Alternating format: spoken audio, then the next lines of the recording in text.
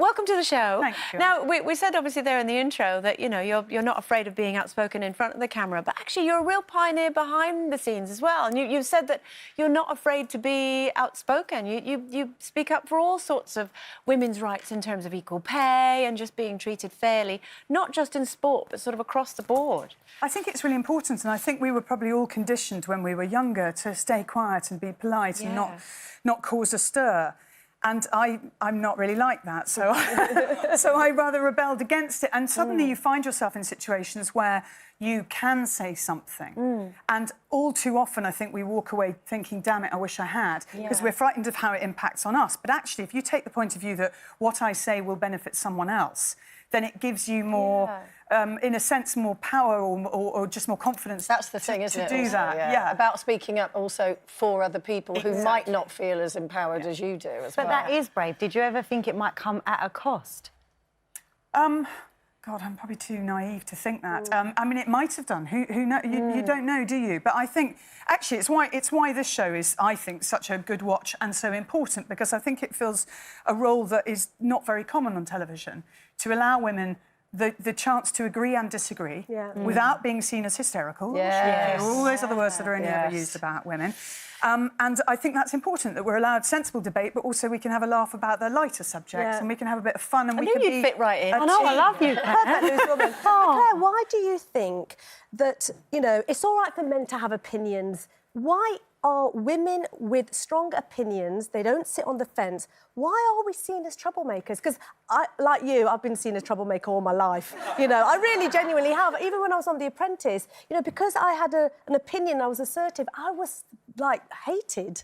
Why? I think it's a quality that has traditionally been respected in men and not in women. And actually, even when, you know, I think of the women I admired on television, someone like Anne Robinson, who actually is a real firecracker. She's a fantastic woman, and she's been really supportive to me. She's written me the odd letter and is very, you know, whenever I see her, she's really great. And she was always sort of condemned, really, as being masculine in her behaviour because she didn't take any crap. Yeah, no. You know? Well, she was notorious because she came out of newspapers, and in newspapers you just say what you think and move probably on. one of the few women in that era who was actually paid on equal terms. Oh, yeah. Do you think age has something to do with it? Because in your sort of 20s and 30s, and this is regardless of where you work and where you are in life, it's not necessarily just to do with broadcasting, you're afraid to step beyond the line. Do you think that, you know, you're not 50 yet, you're in your mid to late 40s? Somewhere there, yeah. 48, I'm 48. But do you think that comes where you think, do you know, and on this show, you know, we're proud to say we have more women who are, you know, 40 plus, shall we say, and some are 50 plus on this panel. Some of them have just turned 30. Yeah, exactly. Don't look at me like that. We sort of represent the broad spectrum, but do you think for you that does come with age? Yeah, I mean, I think there have always been women, actually, who have been very sensibly saying things that support other women. But I think it's only natural. In your 20s and 30s, you don't feel you have the right to you haven't earned your voice yet. Yeah, and also you are worried. You're still looking for opportunities you don't want to. You're frightened of being labelled, you know, difficult or tricky. And I think as you get a bit older, and it's not just confidence, it's also going to too many meetings where you walk out and you think, damn it, wish I had said something. So how would you advise somebody out there right now who wants to say something but they're scared? What's your tips? I think team up. I think that's always really important. Talk to other people. I think share your concerns, your fears, your ambition as well. Share it. Say it out loud. As they say, sunlight is the greatest disinfectant. Yeah. Is it true? Get it all out in the open. Get it all out in the open, and then everybody knows where they are and can...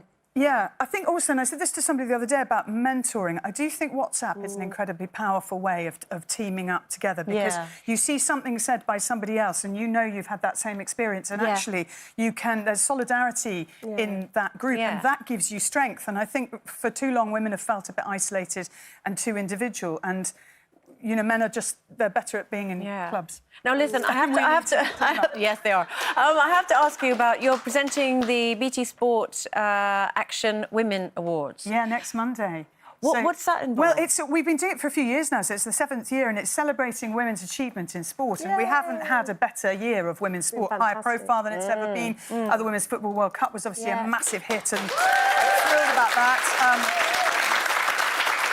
The Women's Netball World Cup as well was a big success in Liverpool. And I love the fact that more and more girls are seeing a different range of sports and knowing they can do that. And actually it can reward them as a full-time career.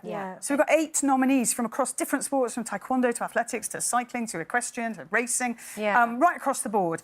And it is fabulous to see that there's an age range of 21 to 50, all those different types of women being celebrated. So it's just a great chance and to the public, of course, starting to watch women's sports as well and support it. It's high quality. As like you say, you've got to see it to be it, haven't you? Yeah, Billie Jean King always said that, and I think, you know, she's been terrifically influential in women's tennis and women's sport. And I went to interview her very beginning of this year.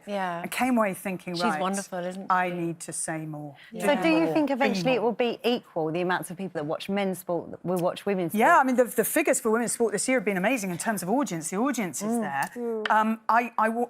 In some instances, I hope the rewards absolutely will be equal. In other instances, like football, I really hope they're not, because I think male footballers get paid far too much, and that means that they're separated hugely from their fan base. You know, it becomes a sort of alien concept to think about. You know.